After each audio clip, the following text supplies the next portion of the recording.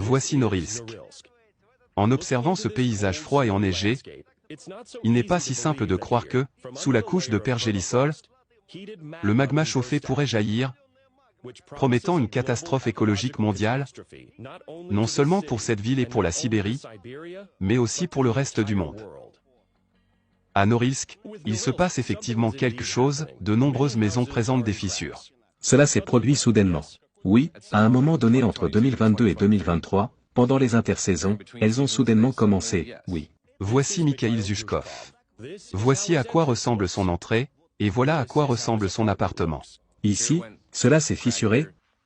Une fissure ici, et là aussi. C'est un mur porteur, n'est-ce pas? Oui, c'est un mur porteur. Ou encore, par exemple, les fenêtres ici une fissure et là une fissure au même angle, oui.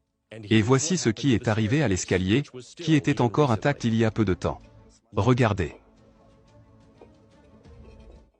Voici un tel affaissement.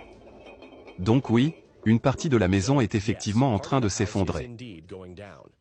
Les habitants blâment la société de gestion, mais en observant la ville dans son ensemble, la tendance est tout à fait évidente. Parmi les maisons résidentielles construites, environ 1 millier,